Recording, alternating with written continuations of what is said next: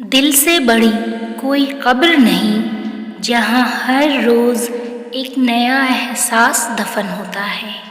بھائیوں نے یوسف کو مارنا چاہا مگر ناکام رہے، باپ کی نگاہوں سے دور کیا مگر محبت اور بڑھتی گئی، غلام بنا کر بیچ دیا مگر خدا نے بادشاہ بنا دیا۔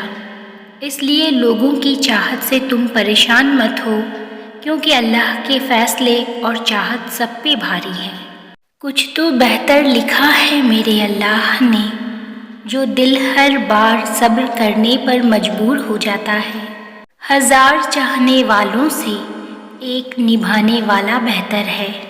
وہ لوگ آپ کی دوریوں کے ہی قابل ہیں جنہوں نے آپ کی نزدیکیوں کی قدر نہیں کی، اور اس دن سب محبتیں جھوٹی لگے گی جب سنو گے یا ربی امتی یا ربی امتی۔ دوسروں کی برائیاں ہمیشہ وہی لوگ بیان کرتے ہیں جن کے پاس اپنی کوئی بھی اچھائی بتانے کو نہیں ہوتی۔ اللہ سے بڑھ کر کوئی اپنے بندے کا خیر خواہ نہیں۔ ہمیشہ ایسے شخص کا چناؤ کرو جو آپ کو عزت دے، کیونکہ عزت محبت سے کہیں زیادہ خاص ہوتی ہے۔ جو شخص تم پر غصہ کرے مگر پھر بھی تعلق ختم نہ کرے، وہ برے وقت میں تمہارا سچا ساتھی ہے۔ روپیہ جتنا بھی گر جائے مگر اتنا کبھی نہیں گر پائے گا جتنا روپیہ کے لیے انسان گر چکا ہے۔ سوچ اچھی ہونی چاہیے، کیونکہ نظر کا علاج ممکن ہے مگر نظریے کا نہیں۔ ٹوٹی قلم اور دوسروں سے جلن ہمیں اپنی قسمت لکھنے نہیں دیتی۔ کچھ لوگ ایڈز کی طرح ہوتے ہیں، انہیں اسکپ کر دینا ہی بہترین حل ہے۔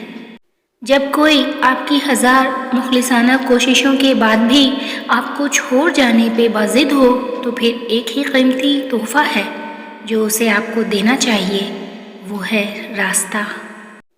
اگر معاشرہ جنگل بن جائے تو اس کا یہ مطلب نہیں کہ آپ جانور بن جائیں۔ نہ کرو گلہ اپنے نصیب سے، جب اللہ راضی ہو جاتا ہے تو ہر چیز مل جاتی ہے۔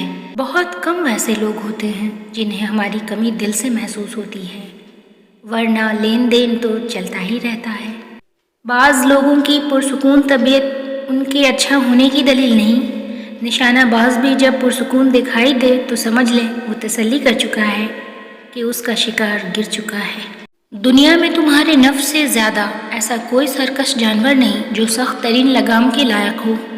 اس بھاگتی ہوئی زندگی میں اپنی ذات میں کم از کم اتنا ٹھہراؤ پیدا کرنے کی کوشش ضرور کریں کہ کم از کم آپ نماز سکون سے پڑھ سکیں اپنے رب کی خاطر۔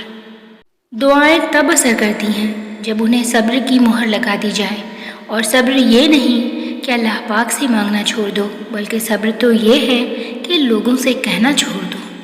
ہار جیت وہاں ہوتی ہے جہاں مقابلہ ہو، اور اپنوں میں مقابلہ نہیں ہوتا۔ ہار جیت نہیں ہوتی، اگر جیت ہو تو دونوں فریق جیتتے ہیں، ہار ہو تو دونوں ہار جاتے ہیں۔ بعض زخم بس دل میں بسائے جاتے ہیں، سنائے جاتے ہیں نہ بتائے جاتے ہیں۔ وقت ان کی پرورش کرتا رہتا ہے اور وہ یوں ہی پلتے رہتے ہیں ہماری روح کی آغوش میں۔ بے شک جب اللہ تھام لیتا ہے تو پوری دنیا مل کر بھی نہیں گرا سکتی۔ نماز 5 وقت اور اخلاق 24 گھنٹے فرض ہے۔ واحد اللہ تعالیٰ کی محبت ہے جو ہر مطلب سے پاک ہے۔ کبھی بھی اکیلا محسوس ہو تو قرآن پاک پڑھیں، اللہ دلاسا دیتا ہے میں ہوں تمہارے پاس۔